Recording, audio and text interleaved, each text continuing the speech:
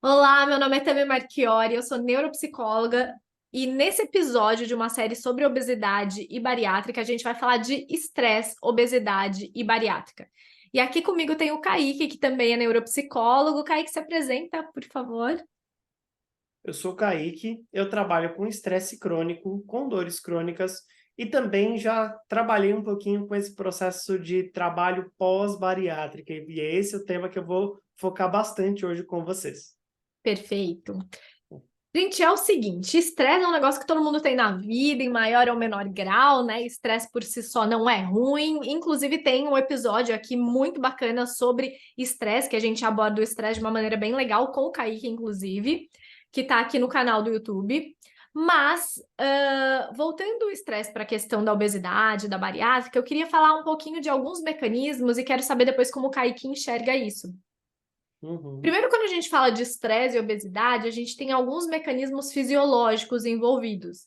Por exemplo, quando o nosso corpo, quando a gente está sobre uma condição de estresse, e estresse, gente, sim, às vezes é uma situação estressante, um trabalho, uma relação, alguma coisa que aconteceu, que nem meu carro quebrou essa semana, uma situação de estresse, né? Um monte de coisa acontecendo.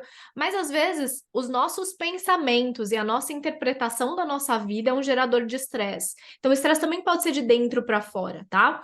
Então, quando a gente está sob condição de estresse, o nosso corpo libera algumas substâncias, entre elas o cortisol, que é um hormônio que ele pode promover o armazenamento de gordura, tá? Especialmente na região abdominal.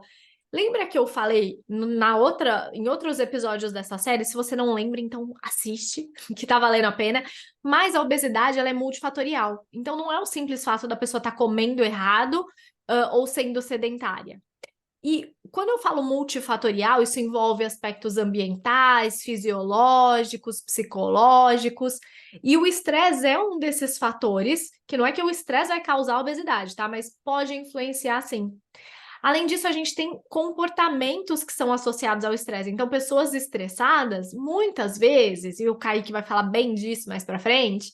recorrem à alimentação como uma forma de enfrentamento, né? E daí isso favorece a ingestão de alimento rico em gordura, ou açúcar. Ontem mesmo, né? Falei para vocês que essa semana quebrou meu carro.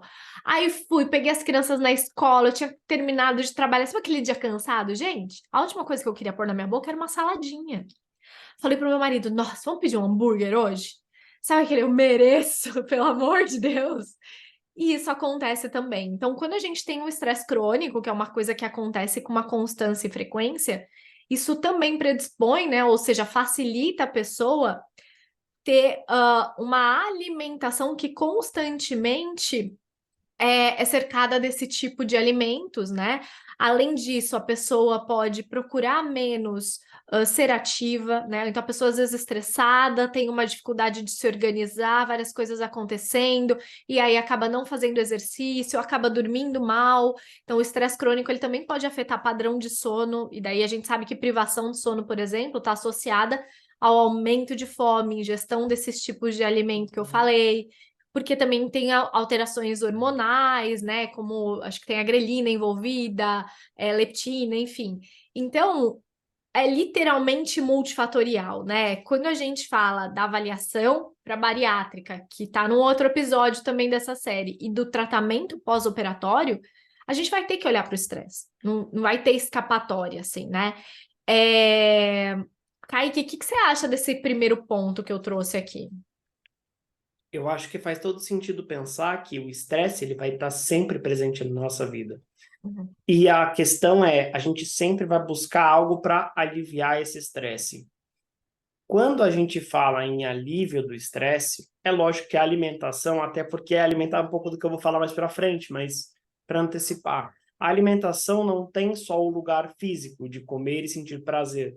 A alimentação também tem um sentido de, quando a gente comemora, a gente pensa em, vamos comer alguma coisa diferente. Então a questão de festas de final de ano também são festas da alimentação do final de ano.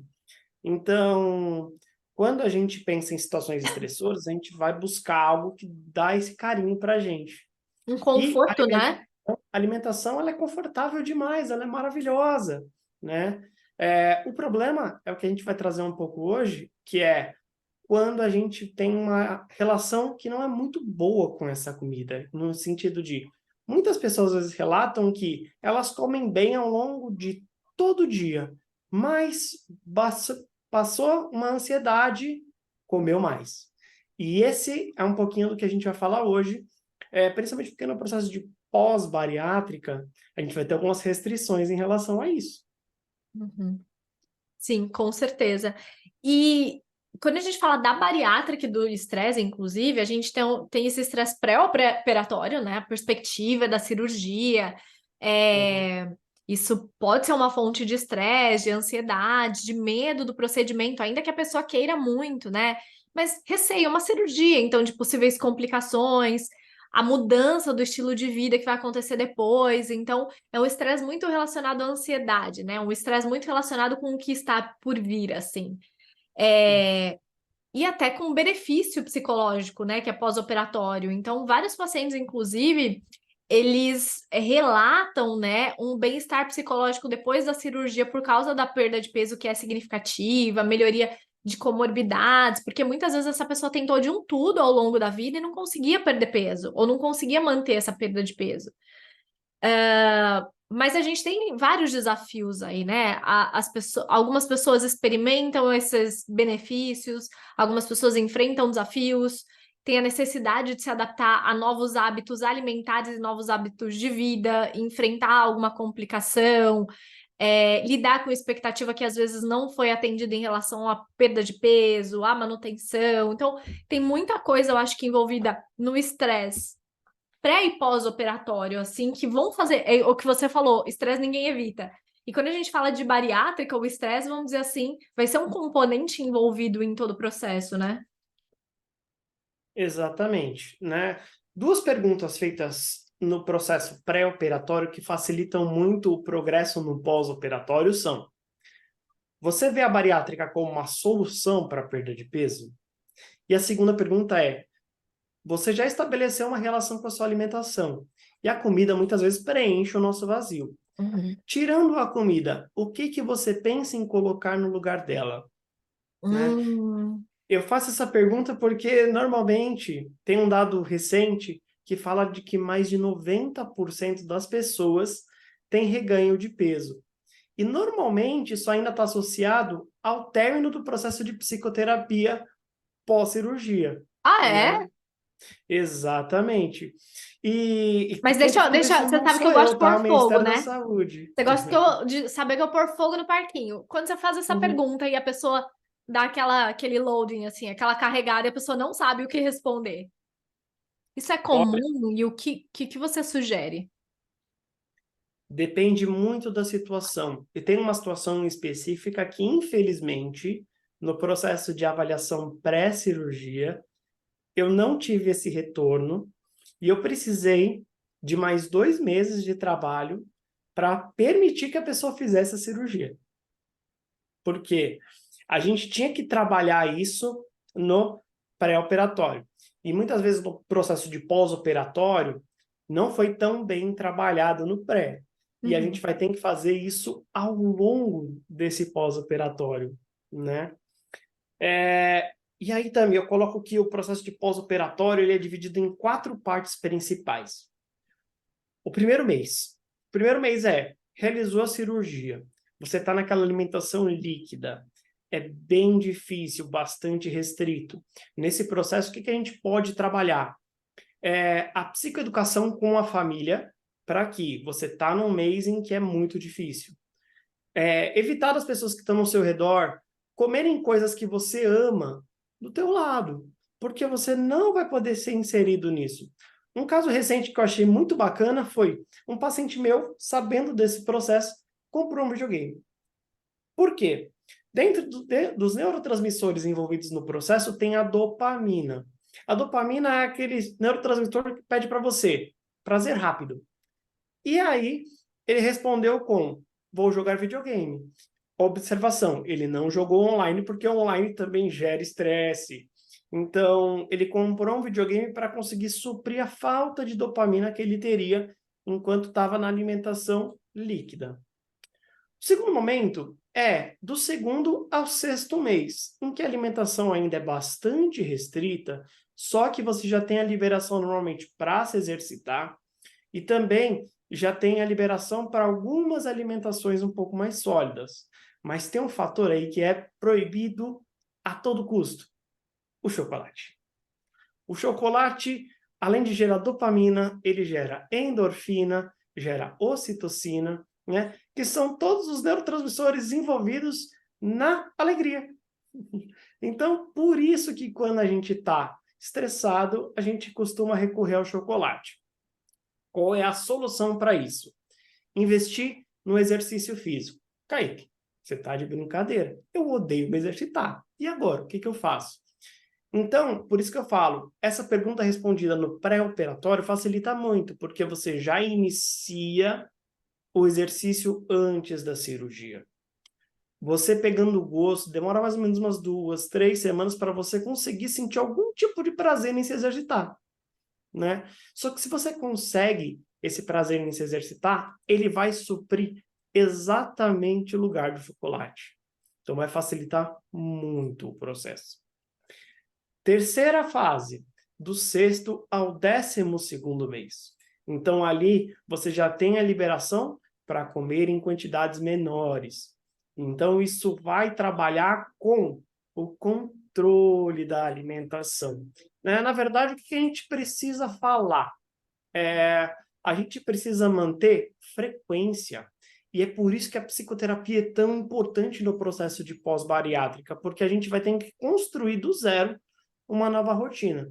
Como eu fiz lá na segunda pergunta, a gente tem que ter alguma coisa para colocar no lugar do que a comida supria. Então, quando estou estressado, penso em comer. Quando estou estressado, preciso fazer alguma coisa que não é se alimentar, né, me alimentar, e, ao mesmo tempo, vai gerar esse prazer para que possa gerar uma calma. Então, a gente pode falar de vários processos como meditação, entre outras coisas. Kaique, também não consigo meditar. Eu recebi um feedback essa semana muito bacana sobre meditação.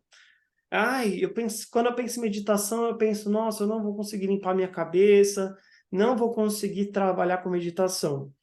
Uma meditação muito simples que existe é: foca em uma coisa de cada vez. Acordou?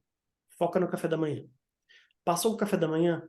Foca no que você vai fazer depois. Mas um café, uma leitura de um livro, alguma coisa que seja, né? Estou no exercício. Tenta focar somente no exercício. Focar em uma coisa de cada vez. E, por fim, vem a parte mais difícil de todas. Mas Kaique, é a parte que eu estou mais liberto. Nem tanto. Que é a partir do 12º mês, em que, na teoria, não em todos os casos, claramente, mas na teoria, a partir do 12º mês, perdão, você pode ter a alimentação como você tinha antes.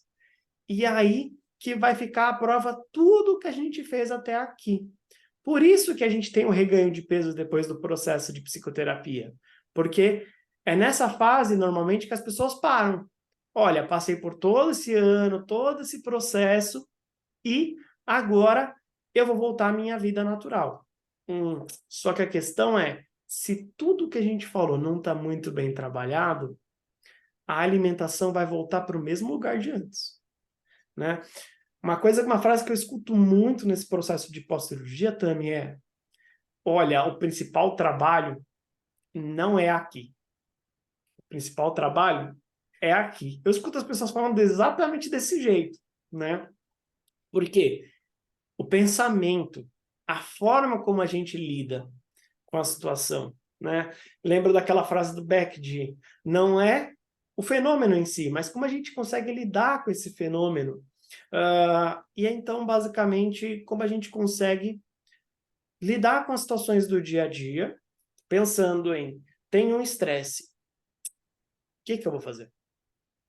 Como você pode ver, não é só nesse processo de bariátrica que funciona, porque quando a gente trabalha o estresse crônico quais são o que eu tenho de recurso para lidar com esse estresse, né? Então, é por isso que, a partir do 12º mês, o foco tem que ser gigantesco. A gente tem que manter a constância. A gente tem a momento de a gente pegar o que a gente aprendeu e aplicar diariamente. Sim. E eu acho que tem um ponto aqui importante que é o seguinte, né?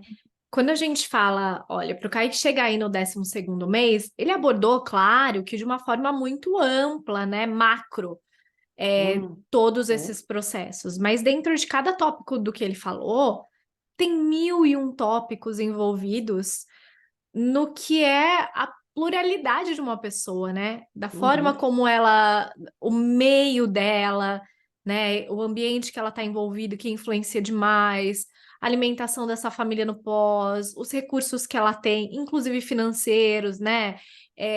A função que ela tem. Qual é a relação dela com a comida? Que quando a gente pega pessoas obesas, às vezes a relação com a comida é uma relação complexa, né? De amor e Uhum. ódio. A comida é o meu conforto, mas ao mesmo tempo é tudo que eu odeio. Então, quando tem o histórico de dietas que são dietas que não funcionaram, em geral, são dietas restritivas. Então, essa pessoa associa a restrição como uma punição. Ou seja, toda vez que eu não posso comer o que eu quero, eu estou sendo punido. Uhum. E se a gente não trabalha essas crenças, essa percepção, o negócio é muito difícil. E nessas crenças todas, né, pessoas obesas, com histórico de várias dietas que não funcionaram e que foram para bariátrica, em geral, tem algumas crenças que a gente chama de crenças nucleares. A principal delas é uma crença de desvalor, ou seja, eu não tenho valor, eu não sou bom o suficiente, se eu fizer eu não vou conseguir, comigo não vai dar certo. E essas crenças, elas geram pensamentos automáticos, porque a pessoa não escolhe pensar isso dela mesma, mas os pensamentos vêm como se fossem verdades, e às vezes isso desmotiva, às vezes ela volta a ter certos hábitos, ou vai para aquilo que é mais familiar e confortável para ela, que em geral está relacionado a hábitos que não são saudáveis. Então, é um mundo de coisas que a gente precisa abordar para lidar com esses geradores de estresse que eu comecei falando. Muitas vezes o estresse é algo de fora, mas muitas vezes esse estresse, essa ansiedade imensa, é de coisas que nossa cabeça não para de pensar e que doem, que são difíceis de encarar e geram um estresse muito grande, né? E às vezes lidar com o nosso ambiente e lidar com quem a gente é. E essas coisas, a cirurgia não tira, não é cirúrgico. Passou pela cirurgia, tá. Uhum. Mas na cirurgia não vai tirar tudo isso. E até por isso que é tão importante esse processo pós-tratamento, né? Pós-cirurgia. Porque a cirurgia, ela tá no meio ali desse processo de emagrecimento, mas eu não vejo a bariátrica simplesmente como um processo de emagrecimento. É um processo, assim como tantos outros, não é único e não é indicado para todos os casos, mas é um processo que pode ser um facilitador de uma transformação de vida. Uhum. E essa transformação de vida vai vir com muita coisa boa, muita expectativa, muitos sonhos, mas muitos desafios que essa pessoa talvez vai ter que olhar de frente para conseguir superar. E isso dói, isso é incômodo, e por isso que Uhum. terapia às vezes é incômodo. Terapia muitas vezes não é gostosa, mas é necessária, né? Eu falo uma coisa que eu acho interessante, né? Que não é meu, eu li isso em algum lugar. A gente sempre vai estar sofrendo, viu? Então é assim, você ter um corpo gordo, muitas vezes você sofre. Mas você manter um corpo do jeito que você quer, se alimentando bem, fazendo exercício, você também sofre. Quantas vezes você vai ter que comer bem, fazer exercício, você só queria ficar na cama gostoso assistindo uma série? A questão é, escolhe qual é o sofrimento que você vai querer. Uhum. A gente está sempre sofrendo. Sofrendo é, para mim, sinônimo de estar incomodado. A gente está sempre incomodado. E quando você passa pela cirurgia e você espera, acabou meu incômodo, agora tá fácil, tá easy para mim. E esquece, vou te dizer. Você Uhum. vai trocar o incômodo, então escolhe qual incômodo é mais saudável para você se implicar nele, né? A gente ficar desempregado, a gente sofre. Trabalhar demais, ganhar dinheiro também sofre. Qual que é o sofrimento que você escolhe? Eu brinco também em respondendo até aquela primeira pergunta de a bariátrica como solução. Pensar na bariátrica como solução é a gente pensar em trabalhar para ganhar dinheiro. O dinheiro como processo final. Não. Trabalhar para ganhar dinheiro, na verdade, tem um objetivo. Uhum, E aí que tá. Esse é o ponto do pós-cirurgia. Qual é o teu objetivo pós-cirurgia? uhum, Então, por que que eu fiz a cirurgia no início? Olha, eu fiz a cirurgia porque eu quero ter um tempo de qualidade melhor com os meus filhos. Eu quero, eu quero fazer cirurgia porque eu quero ter um tempo melhor de qualidade com meu marido, com a minha esposa. E tendo um objetivo claro, facilita muito. Por quê? Uma pessoa que trabalha para ganhar dinheiro, lá no exemplo, vamos pensar que ela ganha dinheiro e aí chegam os boletos e comem tudo que ela ganhou. E ela não gosta do trabalho. Ou seja, ela tem um estresse e mais um estresse. uhum. Ela não tem um estresse e um acalanto. Então, quando a gente pensa em eu quero trabalhar para ganhar dinheiro, para que eu possa, e aí você vai preencher a frase com a sua resposta. Na bariátrica é a mesma coisa. Porque como a gente pode ver, e aí a gente está falando em todos os vídeos da série, eu não vou me repetir, não é um processo simples, não é um processo fácil, não é um processo gostoso, mas que em vários casos é necessário, né? E a gente vai ter que lidar com essas possibilidades.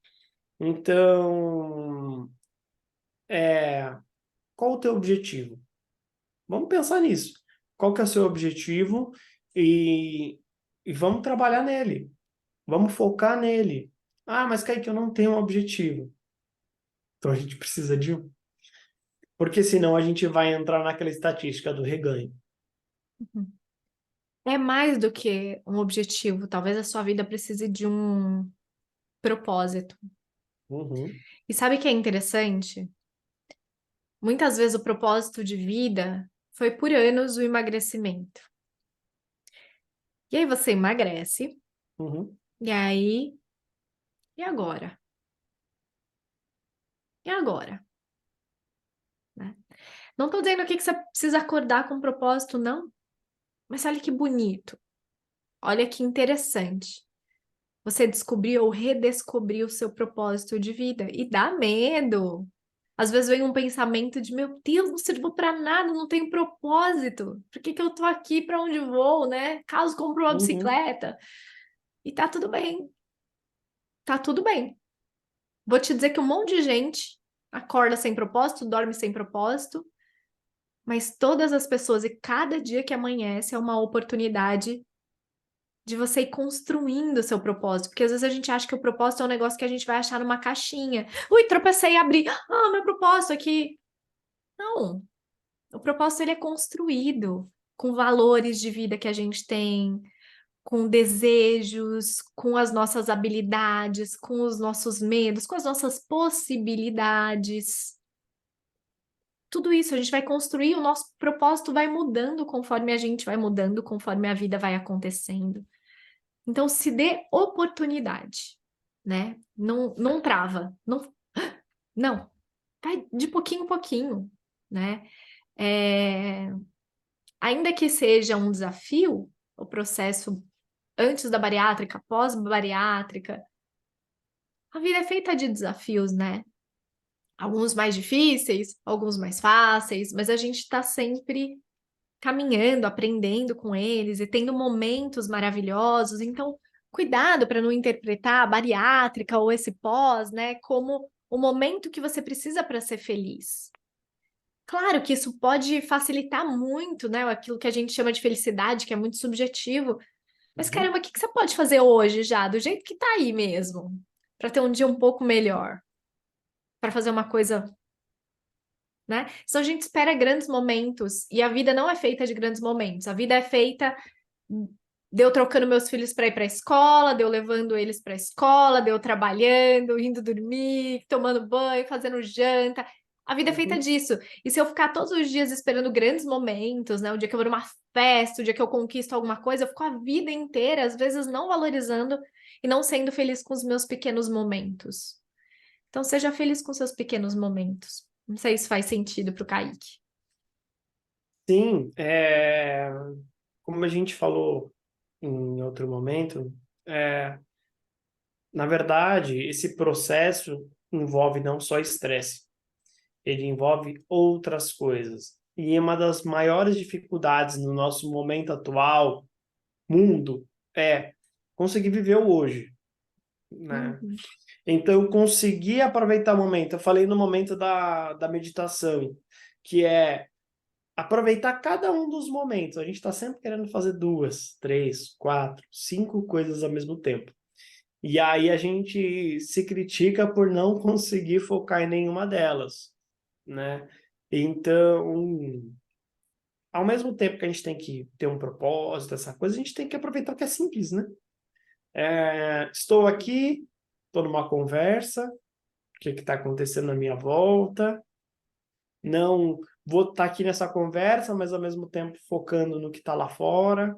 Então, é tentar trabalhar com essa coisa de aqui e agora, né? É o maior desafio atual, mas quando a gente consegue focar um pouquinho mais no aqui e agora, essas coisas ficam mais tranquilas. Sim, com certeza. Aproveitando o gancho do Kaique, então eu desejo que você esteja aqui agora. Boa sorte. Se tiver dúvidas ou qualquer outra coisa, deixa aqui nos comentários ou caça a gente no Instagram, TikTok, enfim. O meu é @tami.neuro. Olha, eu que nem lembrei meu nome agora, mas é isso. Quero agradecer muito a presença do Kaique. Kaique, eu queria que você desse uma palavra final e também as suas redes sociais. Bom, minha rede social principal hoje é o Instagram, é o @kaique_psi. Também, ó, tô perdido quem Aí, sou eu, ó, onde estou, estamos nem né? sabendo mais onde está. É, Não, repete então, que eu acho que ficou em dúvida aqui se é ponto, se é underline. beleza, então é @kaique_psi, PSI. Então você me encontra no Instagram assim. Caso Kaique tenha com K dúvida, com ou com QU? C. Não, CAIQUE. Kaique com K. Não vou falar que não existe, porque existe bastante, mas o meu é com C. E, e eu quero agradecer esse momento que você passou com a gente aqui. Desejar força, boa sorte, porque a gente precisa, né? E que eu agradeço por você ter tirado esses minutinhos para escutar o que a gente falou. Espero que isso seja muito útil para você. E caso tenha dúvidas, como a Tommy falou, também estou aberto para a gente conversar, para a gente bater um papo. Estamos por aqui. Obrigada, viu, Kaique? Espero que você tenha gostado desse episódio também. Beijo.